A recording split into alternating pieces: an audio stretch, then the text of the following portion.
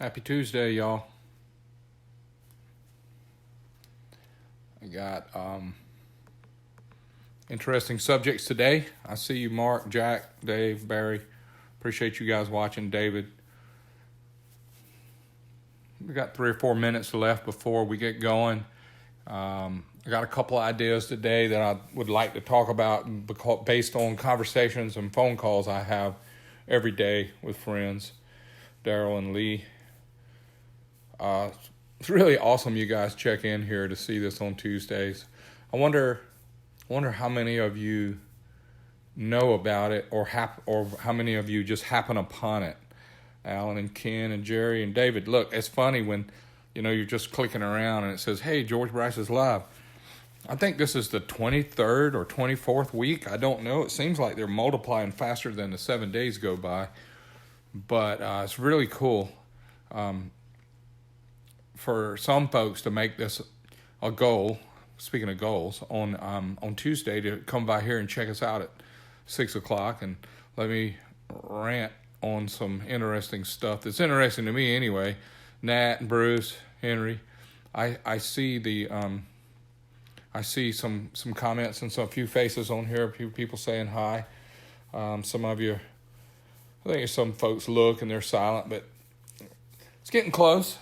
How many of you come see this specifically, and how many of you happen by and just see it happen when you come by? There's about 50-something people on here now. Charlie, Eric, David again. Glad you guys come by and see it. I have a goal today of, I tried to I didn't prepare, but instead of just rattling off a bunch of ideas right off the top of my head, which I have to, because if I have it planned out ahead of time, I get kind of tied up in the plan rather than what really comes to mind. And one thing that makes this unique for being live is it's not prepared. I say the wrong thing. I misspell things. I make mistakes. And then, when it's live, you have to own up to them. You can't just say, cut. All right, let's replay that. That doesn't work on live. So I guess it's okay if I understand my weaknesses as far as not being exactly correct about things and making a few mistakes. Hey to Larry and Matthew and Scott. It's like I'm gonna goof up. And I saw Greg Dahl post on one thing on his Facebook the other day. He put something like, "If you don't want to mess up, don't do anything important." And boy, how true that is. If somebody's doing something that's not important and they mess up, hardly anybody notices. But man, if you're doing something important and you screw up, everybody knows about it. So I'm okay with you putting your earbuds in and keep working. That's awesome, Thomas and Bob. There's some interesting folks on here. I have some folks I really look up to. There's Graham and Eric. Yeah, I got some friends. Jack. There's some friends on here and some guys that I've asked for much advice in my days. But I like the fact that all of us on here share a passion for information. And one of my favorite quotes that I'll use probably for the rest of my life is, it's like this right here. If you think you know everything, you will never learn anything. And I know enough to know I don't know enough. I know that's pretty much a mouthful, but the older I get and the more I teach and the more I share, the more I find out I don't know. So it makes me do research. It makes me do a little bit of studying up. Hey, Vic, Wendy, Scott, Chris, you know what? It's, doing a little research, and I'm not talking about the internet's the gospel or anything like that, but you can do some math. You can check physics and you can check mathematics, and some of that stuff is pretty hard to bend. But experience and being a field engineer, which means you're an engineer in your field. It doesn't mean you're out a farmer. I mean, some farmers are awesome field engineers. A couple of my buddies here, Charles and Mark and Hal, that family, they're awesome field engineers. I mean, they literally work in the field and feed us and supply products, crops for us. But the project goals is my direction today. Hey Tony, Amy, Sam, we struggle with this right here, y'all, because The guy calls me up. This is a typical phone call, and if you guys have a shop and you work on performance, you'll understand this. The guy will call me up and he says, "Hey man, I read about you on the internet and I watch Tech Talk and I see your photos and your videos and I see your ads and it looks like you do awesome work. And I have this bike I want to get worked on." And I said, "Okay, what's your goal?" And he says, "Well, I want to make 200 horsepower and I want to ride it to work every day and I want to take it to Daytona this year to Bike Week and I want to take it to Sturgis." And I'm like, "Okay, cool. So what year models are those two bikes you're talking about?" And he, no, it's one bike. I said, no, it's not one bike, it's two bikes. And he said, "No, I only have one bike." And I said, "Well, you can't, your goals, you can't meet your goals." So I'm saying that you got to compromise or sacrifice or at least identify the goal. And I wrote down a couple things here: project goals, sacrifices, compromises, and torque power. So we're going to try and cover these, and I've got some examples to use to help you with this. And this isn't going to suit everybody, but look, it's what I picked out today. And if we do this every day for every week for 100 weeks, we'll have covered a lot of stuff. And I will do some redundant studies along the way and sharing, because we've learned a lot as we go. And the older I get and the more I share, the more I remember some stuff that was really awesome and some stuff that wasn't awesome at all that I learned the hard way, that I have all the scars and stuff on me from learning. And I'm not talking about the wedding band. Oh, that's awesome. That's the best thing I ever did. If y'all know me and who I married, y'all know that I overachieved in that department. Some of us punt beyond our coverage, and I know I did. I punted way beyond my coverage, but I've been blessed with Jackie. And the common denominator here at Star for all these years, I mean, we've had 100 people work here, and we've won a lot of races, won a lot of championships, but the common denominator has always been Jackie and I working on this together. She's a school teacher now, and we're both learning a little bit more how to teach. But like Jackie said, the more she teaches, the more she learns. And since she's going back to being a 7th and 8th grade school teacher, she's learning a lot. So I'm learning a lot talking about this right now. Okay, project goals. You have to identify what you really want, because having your cake and eat it too is really hard to do. A 200 horsepower machine that you can drive to Sturgis and back on the freeway is going to be a really tall order. One of them is going to sacrifice. Being able to ride around at Sturgis, if it has 200 horsepower, you're going to sacrifice that ability. The compromises that you'll have to make will make it less of a performance machine or less of a touring machine. And when we break it down, performance goals, I spelled out a few of them that I can make sure I cover. And hey, Chris and Tracy and Rick, are you looking for power, an ET slip, a mile an hour number, dyno numbers?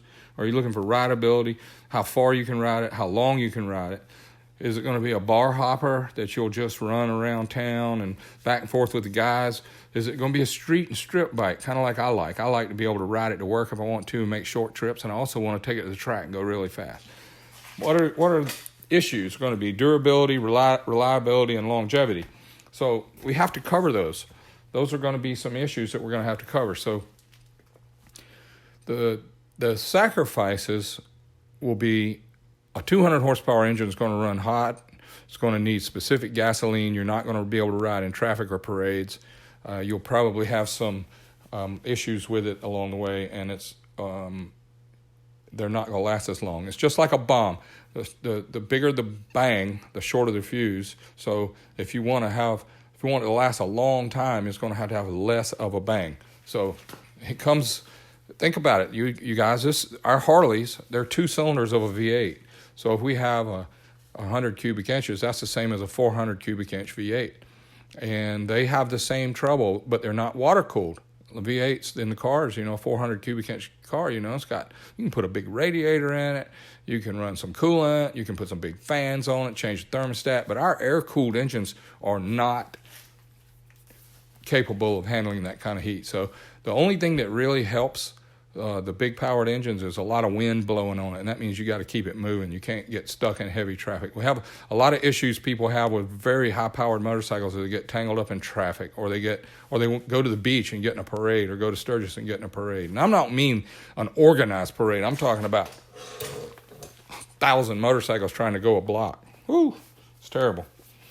So you got to have if you want to tour it all over the country and you want it to last a really, really long time and enjoy cruising and touring and going long distances, you need to back off on your goals and maybe go for 120 or 130 horsepower.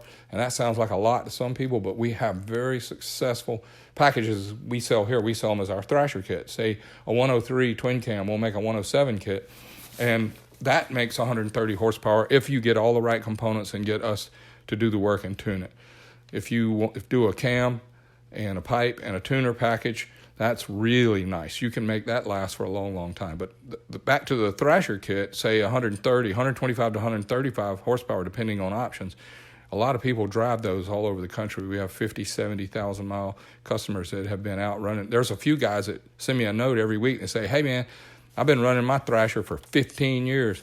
I got 80,000 miles on my Thrasher. So when you want to go bigger the power than that, then you got to go into the bottom end and get the cases bored.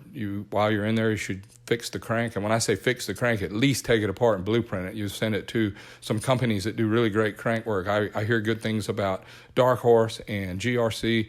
Up in Maine, we use GRC. They've done a great job for us. All the trophies we have in our trophy case, most all of those trophies were won with GRC cranks, and that's because that's all we know. Those guys have always done us a good job, and Stanley and I learned at the same time. We taught each other a lot, and Stanley learned making mistakes with me, and I learned making mistakes with Stanley, and we kind of have a team going. We compete against each other. We even try for some of the same customers, but we do some stuff together, and we do some stuff apart. And some more guys, the same with Dark Horse. And I don't know everybody that builds cranks. I know that you can have trouble with any of them. You can have trouble with a GRC. Very rarely I do. You can have trouble with a Dark Horse or an S&S crank, but typically those three pieces and those three places do a great job, and you have somebody to stand behind. But when you tear down a twin cam, let's say it's got 20, 10, 15, 30,000 miles on it, and the rods are tight, like they don't have any side clearance, that usually means you got a cracked or a broken roller bearing race, and it's tightened up your side clearance, and it's going to generate a lot of heat, and you're going to lose some clearances, and eventually you're going to wipe out the lower end. And adding more cubic inches to it and adding more power to it, going from 80 horsepower to 130 horsepower, is definitely going to accelerate whatever the weak link is in that lower end. So a couple things that we cover with this is, if you're going to go bigger, and I think the limitation in my world, I believe, is the gasoline. I'm going to write down gas, the gas you buy, because all over America and all over the world, there are certain octane gasolines, and those are rated numbers, but you can buy some 93 octane gas here where I live, and some of it's better than others, and you can get a weak tank, or here's a tip. You guys drive up to the gas pump, and there's a guy in front of you just filled up his car with 87 octane, and you want $3 worth or $4 worth, and you pull up there and plug in your card and you punch 93 and pull the hose out and stick it down on your bike and pump it. Whatever amount of gallons is in that system and that hose was 87 octane, and you just put that much in your motorcycle. And it was already spark knocking on hot days. It was already spark knocking when you loaded it down, and then you just put some 87 gasoline on it. So if you're riding with some group of guys, don't be the first guy to fill up, man. After he puts 93 in his, then you put 93 in yours. Then at least you'll get what's in the hose would be the right thing. I'm not saying that every gas station is honest like that either, because they make mistakes too. And sometimes they may do it on purpose, but I can't imagine a person would try and deceive anyone with a less than product what they claim it is. I'm rambling here a little bit. I got about 10 or 11 after. How far behind are you guys? I see Bruce and Kenny and Rich. I show a pretty good number of people watching. Somebody give me a heads up and say, I hear you well, or I see you, or or see what you're writing down. Somebody holler out to me. Give me a heads up.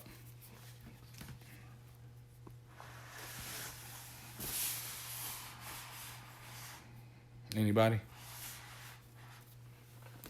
Okay. Draining hoses to fill my bike after closing. All right. Hey, glad to hear the topic. Okay, great. Steve, Larry, Jack. Thank you, Jack. Okay, I've got this I wrote on the top of this sheet, this board, I wrote down loud and clear. Thank you. Good. Hearing you great. Thank you, guys. Horsepower equals RPM times torque divided by 52.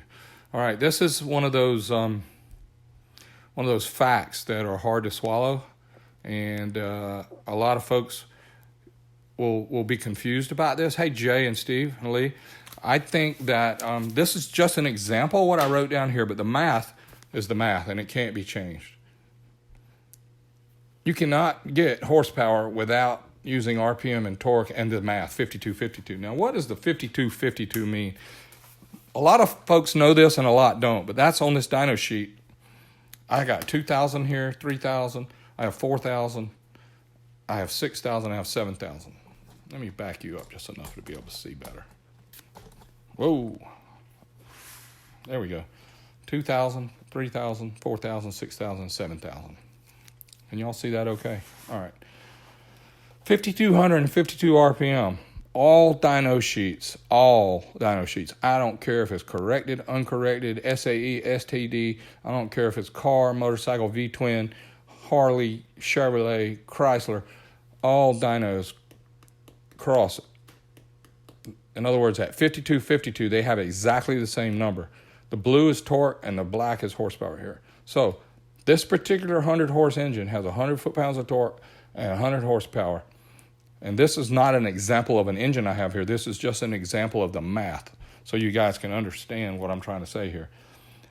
At 2,000 RPM, this particular 100-horse engine has 100 foot-pounds of torque at 2,000 RPM. But if you take that 100 foot-pounds of torque and do the math, you will get 38 horsepower. Whew. Y'all, that is sad. Can you see this? 38 horsepower at 2,000.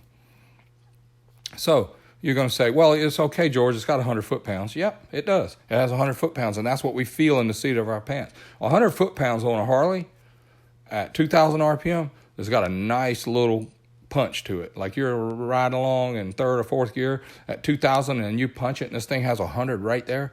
It feels pretty strong. But that same engine right here, if you rev it to 7,000, it only has 75 horsepower.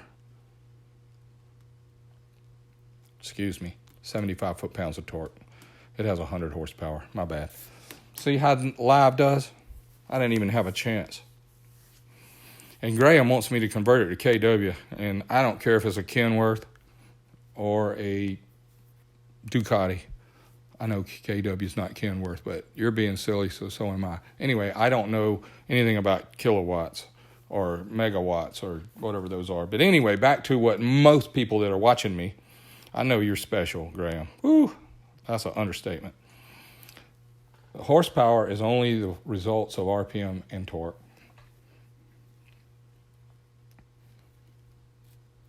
It's going to goof us up, right? Okay, this 38 horsepower at 2,000 RPM on this 100. Let's just say this is what the torque curve looks like. This is what the horsepower curve looks like. They would both make 75 at the center, 52. And you can make 100 horsepower at 7,000 RPM. You can make 100 torque at 2,000 RPM, but you'll only have 75 foot-pounds at 7,000. So many people, this is all about the intended use. What is your engine? Gigawatts. Dave and Eric, y'all, I thank y'all so much. Now, if you want to stay in the torque range, you can short shift like Jay just said. You can short shift. But let me tell you what makes one go fast. As long as this horsepower curve is still going up and it's not falling over, because some of these really high torque engines fall over right here. If they do, that means that this is going to fall over too. If you've got a torque curve that's flat like this, your horsepower curve is going to look like this, because it's just math. Now, I've got this so jacked up you might not be able to follow me, but on Bagzilla, for instance, when we run it down the drag strip and I shift it at 7,500 RPM, I never come back below 6,000. So the torque just doesn't even exist for me or matter. I don't even care about it. That's on the drag strip. I'm only looking over here, man. 5,200 up. And if it's still climbing at 7,000, I'm going to turn it to 8,000. And then if I shift at 8,000, I'm going to come back to 7,000. So here's where my horsepower curve is. I'm going to outrun you by 10 or 12 bike lengths easy. Now, if you're going to ride on the street at 2,000 and 3,000 RPM, you want one that has a big curve right here. And you don't even care what the horsepower curve looks like. You don't even care. Oh, that's not funny. If it's got that much torque right here, it's going to have a lot of horsepower here. So it has to cross over at 5252. That's a little bit off, but you get the idea. All the dyno sheets cross over. Even a pro stock motorcycle has the same horsepower and torque at 5,200 and 5,200. And if you ask a guy that races pro stock, he doesn't know. He doesn't know how much horsepower there is.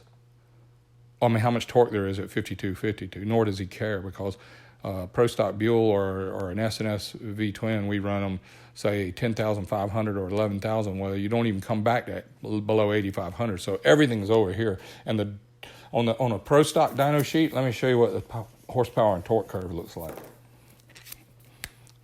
This is what, not these numbers here, but this, when you come on the first number, the torque's going like this and the horsepower's going like this. That's how a pro stock dyno sheet looks. The torque is all the maximum torque is way over to your left. Now Graham just posted the area under the curve, which is absolutely true. However far you got to rev it to get this, you want all this area. So where you turn it, where you shift, and where you fall back, where you shift, and where you fall back, where you shift, and where you fall back. So you get to use all of this. That's why you worry about the dyno sheet. So if a guy wants to have the most horsepower on his dyno sheet, if that's a goal for you, we talked about goals and sacrifice and compromises. And if your goal is to have the most dyno power, then we're going to sacrifice some of this left-hand stuff and we'll focus more over on the right-hand stuff. So we'll focus more on turning it RPM and be able to put that in the package. Okay. Now, let's talk real quick before we get run out of time. Compromises. Okay, exhaust system's a great compromise. D&D does a good job. They sell like 3 different size pipes for the twin cams. I think they have like a Boss, a Fat Cat, and a Borzilla, and they even have a Mega Cat. And one of them's got like, I think it's 1 5/8 pipe at the head. One's got 1 1 3/4 at the head. One of them's got 1 7/8 at the head, and the Mega Cat's got like 2 at the head. Those are for different size engines and different use. But if you put the big one on a stock engine, it's going to be so soggy and so much the power down low is going to be sad. So that's why you have to have goals mapped out, and you got to, that way you can work around the compromises. Now, if you're going to soup up that engine later and try and add another 50 horsepower or maybe 20 more cubic inches, your pipe is now going to be the limitation for you, so you got to put a bigger pipe on it. Same thing with camshafts, y'all.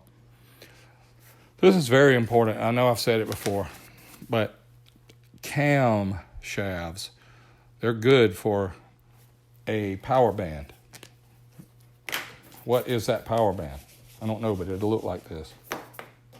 This is what the power band will look like. Okay? This is where you're going to fall back after you shift, and this is where you're going to shift. That camshaft that you want to target will give you the most area under this curve. Okay? Like Graham said a little while ago. Where is this? Is this at 2,000 or 3,000? Or is this where I run my Bagzilla at 7,000? That's a whole different camshaft.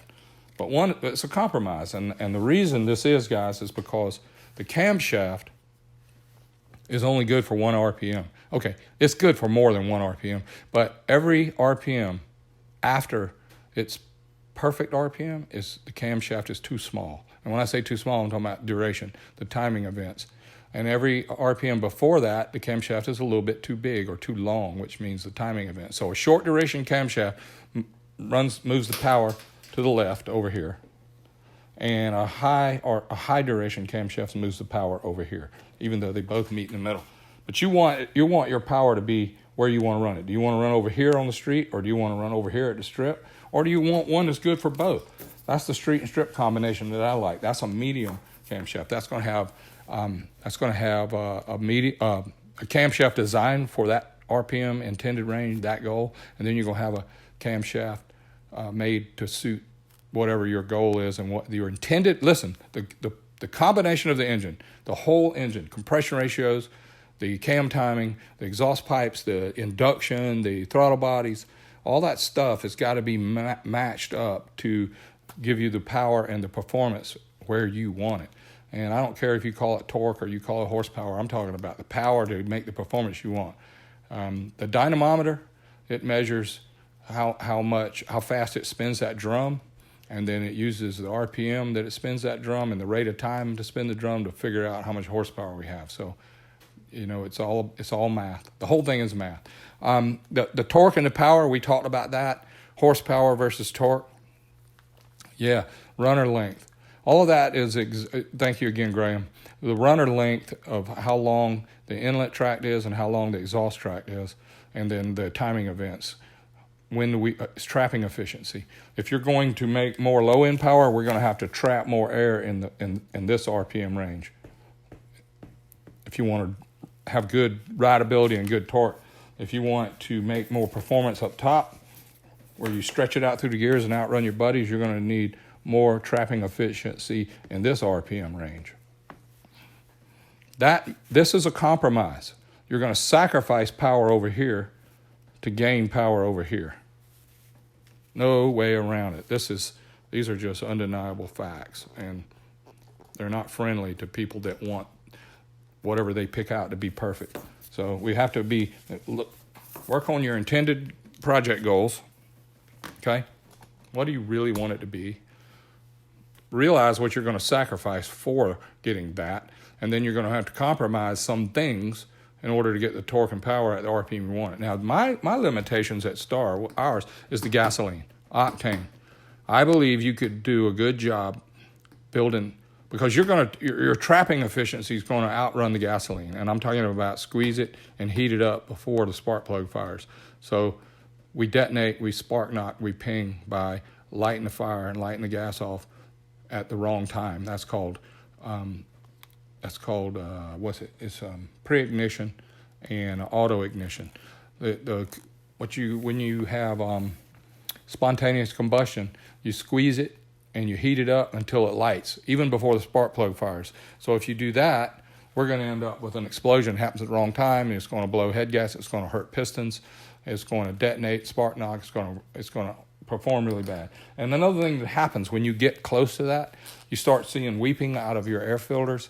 You're starting to spark knock a little bit. You're starting to get some of the breathers. On a Harley, we have the crankcase breathers go through a hole in the head, and they go right into the air filter. So there's some companies out there that sell some ventilators that you can bolt onto your motorcycle to eliminate that crankcase mist, the oily air mist that comes out of the breathers going into the carburetor. Now that once you start the throttle body, when you start burning that oily mist coming through the induction and coming in through the throttle body after the air filter, you will start building up big carbon on your valves. You'll build up a lot of carbon on your pistons, and it will increase your compression ratio.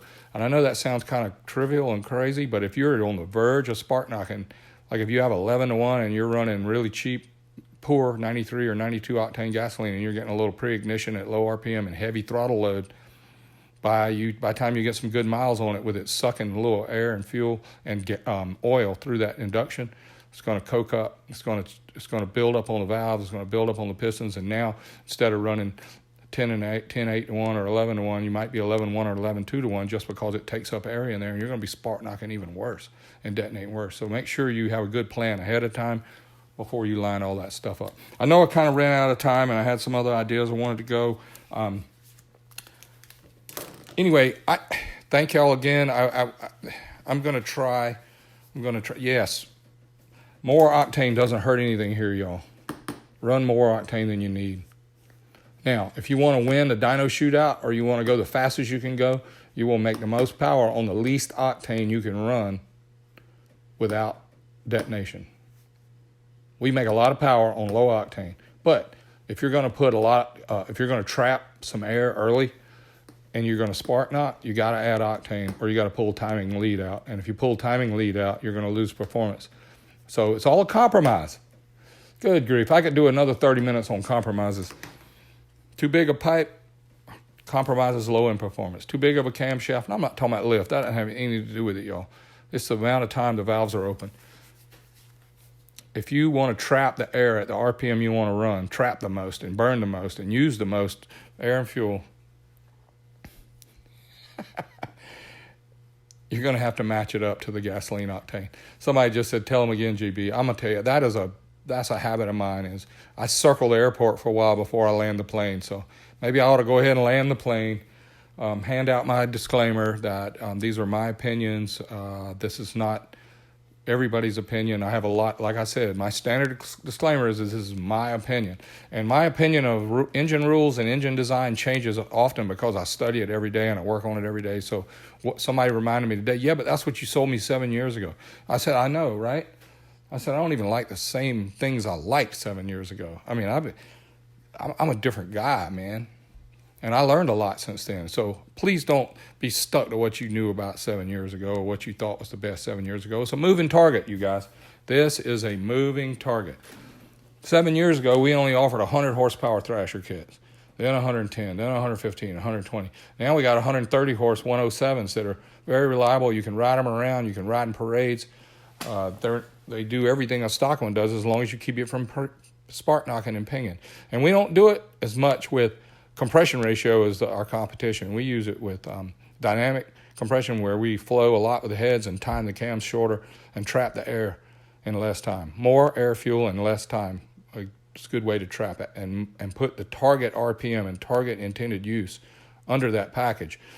And I'll help you come up with that. Yes, look, our Thrasher kits are a long R&D, research and development, to get to where we offer more power by using matched components, matched machine work, and matched effort and matched tuning. All the pieces work together. Not the best head on the internet, not the best cam, not the best piston, and put all those best pieces together. You end up with a hodgepodge of stuff that only makes 100 horse. I get a call every day. Man, I got everything your motor's got, and I only make 100 horsepower. Well, what's wrong with that? You didn't ever get everything I got. You got your opinion of what I got. Anyway, it's all an opinion. Thank you, guys. I thank the good Lord we're at 2020. I'm still alive. I'm having fun. I'm learning, and I'm sharing it with you guys. And your feedback, you telling me what you want to know about, and backing me up on some of this information by telling me it worked for you or you need to know more, send me a message, send me an email. George@starracing.com is where you get me.